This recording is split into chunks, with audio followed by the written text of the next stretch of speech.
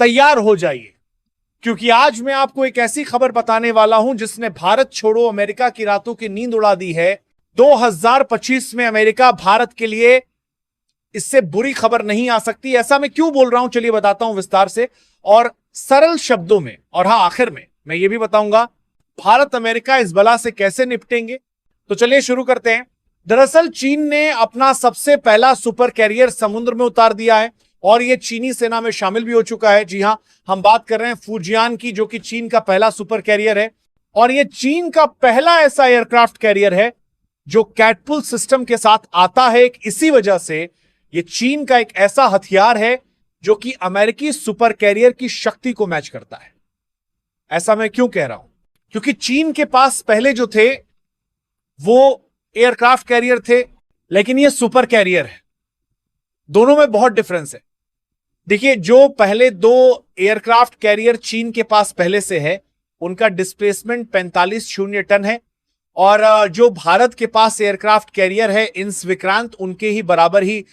लेकिन चीन का नया सुपर कैरियर जो दक्षिणी चीन सागर में उतार दिया गया है, यह डबल है उससे साइज में। जी हां, क्योंकि इसका डिस्प्लेसमेंट है 90 टन।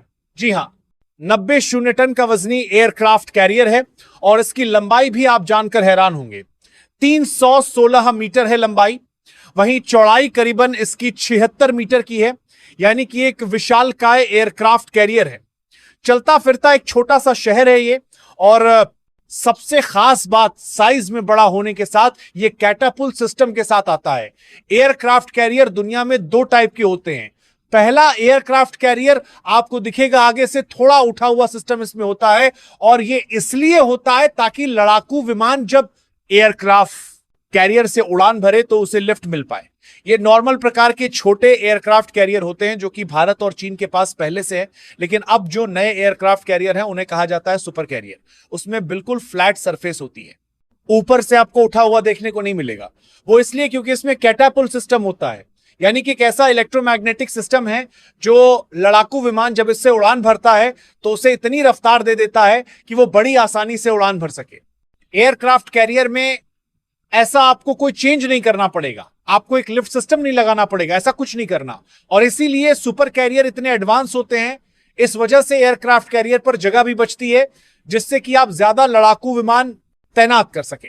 इसीलिए इलेक्ट्रोमैग्नेटिक कैटापोल सिस्टम बहुत ज्यादा हाई एंड एयरक्राफ्ट कैरियर में आपको देखने को मिलेगा। पहले यह सिर्फ अमेरिका के पास था और अब चीन के पास एयरक्राफ्ट कैरियर कैटापोल सिस्टम के आ चुका है, जो कि अमेरिका भारत के लिए बहुत बड़ी चुनौती है। अभी तक चीन की नौसेना आपको दक्षिणी चीन सागर, पैसिफिक सागर, ज्यादा से ज्यादा आपको हिंद महासागर में देखने को मिलती थी, लेकिन अब चीनी नौसेना आपको अमेरिका के साथ दुनिया के दूर इलाकों में नजर आएगी।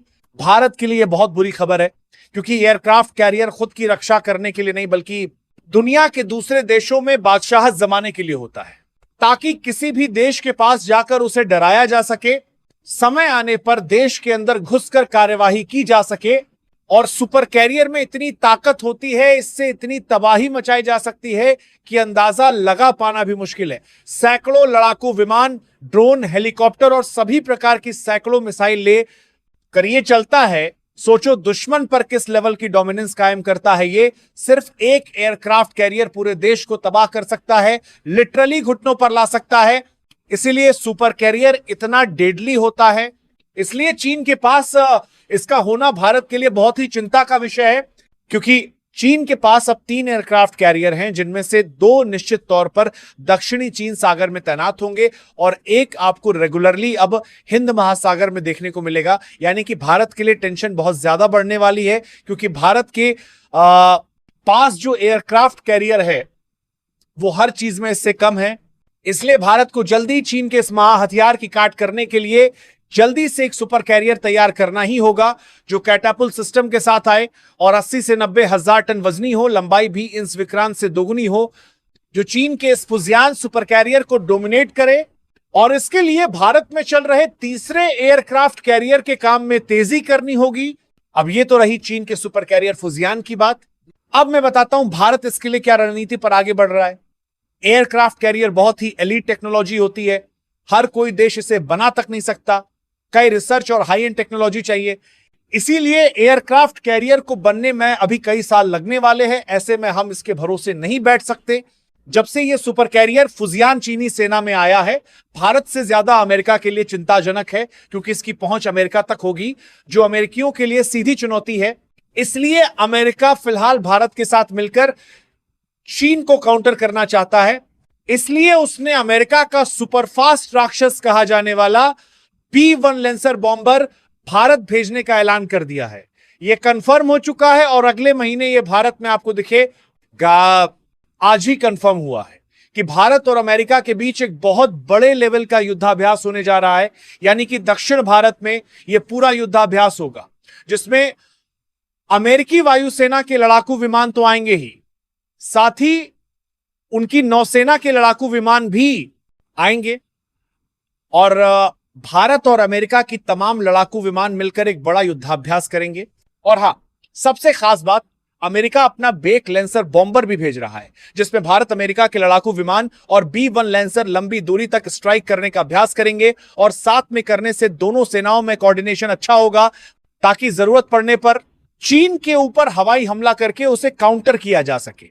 इसीलिए दोनों देश साथ में यह युद्धाभ्यास करना चाहते हैं, लेकिन एक दूसरा मकसद भी बताया जा रहा है।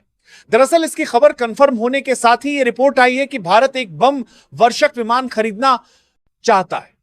भारत के पास एक ऑप्शन यह है कि वो रूस का बॉम्बर भी ले सकता है, जो B-1 लेंसर बॉम्बर से काफी सस्ता है, बमबारी की क्षमता भी काफी है। ये एक अच्छा बॉम्बर है, लेकिन रूस से चाहकर भी भारत इसे ले नहीं सकता, क्योंकि रूस के लगभग 90% बॉम्बर्स को जमीन में खड़े हुए ही यूक्रेन ने अमेरिकी इंटेलिजेंस और मिसाइलों की मदद से तबाह कर दिया था। उनके पास खुद अभी बॉम्बर्स की कमी है। ऐसे में भारत के लिए B-1 लैंसर ही अच्छा ऑप्शन है। भारत ने पहले अमेरिका से अपाचे अटैक हेलीकॉप्टर और ट्रांसपोर्ट चिनूक हेलीकॉप्टर लिए थे, जो कि सेना को काफी पसंद आए थे। और भारत अमेरिका से पहले भी प्रीडेटर जैसे शिकारी ड्रोन लीज पर ले चुका है। ऐसे में भारत अमेरिका से पुराने B-1 लैंसर बॉम्बर 4 से 5 की संख्या में 10 से 15 सालों के लिए लीज पर ले सकता है और नए बॉम्बर तैयार होने पर उन्हें खरीद सकता है। लेकिन लीज पर लेने का भार को फिलहाल फायदा यह है कि भारत को तुरंत चीन के खिलाफ इसका एडवांटेज मिलेगा। दुश्मनों के लिए फिलहाल 4 से 5 बॉम्बर काफी है। अब B-1 लैंसर के बारे में थोड़ा आपको बताऊं तो कुछ ऐसी क्षमताएं ये बॉम्बर रखता है जो इसे अमेरिका का हवाई राक्षस बनाता है। सबसे पहले इसकी स्पीड की बात की जाए तो यह अमेरिका के सबसे खतरनाक B-2 बॉम्बर से ज्यादा तेज उड़ता है। इसकी स्पीड 1335 किलोमीटर प्रति घंटा है। यही स्पीड इस बॉम्बर को इतना एडवांटेज देती है। यह बहुत ही पर्याप्त और अच्छी स्पीड है, क्योंकि एक बॉम्बर लड़ाकू विमानों से कई गुना भारी होता है। उनका मेन काम ही दुश्मन पर भारी बमबारी करना होता है। इसलिए इसकी स्पीड, जो कि एक बॉम्बर के लिहाज से काफी अच्छी है। और बात करें इसकी रेंज की, तो यह बिना धरती में उतरे 11 से 12,000 किलोमीटर तक लगातार उड़ सकता है।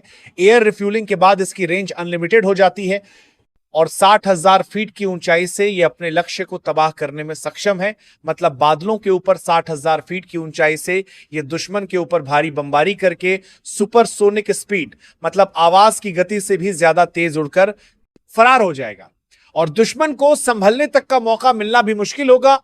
एक और बात, यह अपने साथ 34,000 टन के गोला बारूद ले जाने में सक्षम है।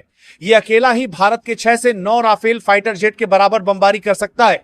सोचिए यह बॉम्बर किस लेवल की तबाही मचा सकता है। इसीलिए भारत कभी भी अमेरिका का यह ऑफर स्वीकार कर सकता है और अमेरिका से इसे ले सकता है। और हां, भारत के पास जिस दिन यह आ गया तो समझ लेना भारत की वायुसेना की ताकत को यह अकेला बॉम्बर ही 2 गुना से ज्यादा कर सकता है, जो कि चीन के लिए सबसे ज्यादा बुरी खबर होगी। होने को भारत के पास समुद्र में टारपीडो सिस्टम है, पनडुब्बियां हैं और अमेरिका इजराइल से लिए बहुत ही ज्यादा डेडली ड्रोन है।